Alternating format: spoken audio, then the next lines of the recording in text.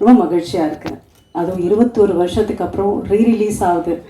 நிறைய பேசிட்டாங்க இந்த படத்தை பற்றி, எக்ஸ்பீரியன்ஸ் பற்றி. இது கண்டிப்பாக ஹிட் ஆகும். ஏன்னா இந்த ட்ரெய்லர் பார்க்கும்போதே புதுசாக இருந்தது. அதுவும் சொல்லியிருந்தார். எங்களை வந்து அந்த அந்த இடத்துக்கு கொண்டு போயிருந்தார். ஒருத்தவங்களும் கனெக்ட் பண்ணக்கூடிய ஒரு படம். எங்கள் அப்பா வந்து ரீரிலீஸ் ஆகுதுன்னு சொன்ன உடனே, அப்படியாம்மா என்னை கூப்பிட்டு போய் படம் காமிக்கிறியா, நான் போய் பார்க்கணும்னு ஆசைப்பட்றேன். அந்த மாதிரி எல்லாருக்கும் கனெக்ட் பண்ண வரக்கூடிய ஒரு படம். கண்டிப்பாக சேரன் சார் நெக்ஸ்ட்டு பேசுவார். பேசும்போது நான் கேட்குற ஒரே ஒரு கேள்விக்கு மட்டும் பதில் சொல்லுங்க. இது என்ன உங்களுக்கு பாதிச்சது, எத்தனை லவ் உங்களுக்கு இருந்ததுன்னு மட்டும் எனக்கு தெரிஞ்சுக்கணும்னு நான் ஆசைப்படுறேன். அதுக்கு லிஸ்ட்டு வந்து நிறையா இருக்குன்னு நினைக்கிறேன்.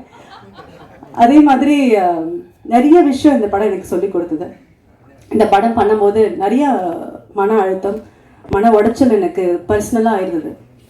அது கண்டுபிடிச்ச ஒரே பர்சன் பார்த்தீங்கன்னா சரி. ஆட்டோகிராஃப் சாங்ஸ் ஷூட் பண்ணிகிட்ருக்கோம். ஷூட் பண்ணிகிட்டு இருக்கும்போது ரொம்ப ரொம்ப மன கஷ்டத்தில் இருந்தேன்.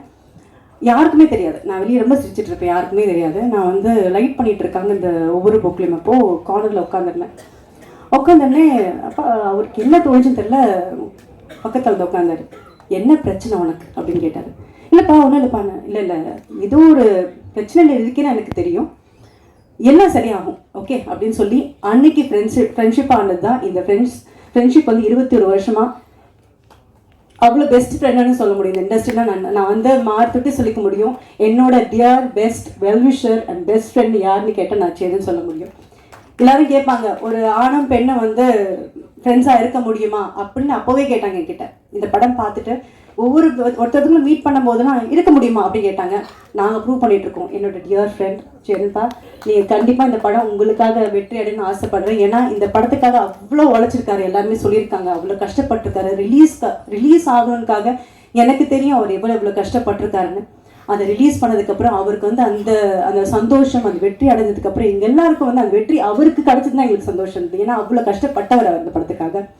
ஒவ்வொரு ஃப்ரேமும் ஒவ்வொரு விஷயமும் ஒரு கதாபாத்திரமும் நம்ம வந்து கனெக்ட் பண்ணக்கூடிய ஒரு விஷயமா இருந்தது.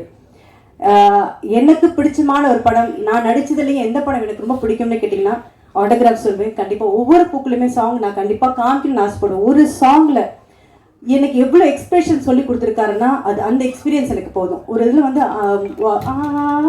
அந்த மாதிரி வரும். அதில் வந்து அவர் ஏதோ யோசனையில் போகிறீங்க, யோசனையிலேருந்து நீங்கள் வெளியே வந்து அதுக்கப்புறம் நீங்கள் பாட ஆரம்பிக்கிறீங்க. இந்த விஷயம் வரையும் எனக்கு சொல்லி கொடுத்தவர். And I will always owe this to you சரிப்பா. I really loved working with you.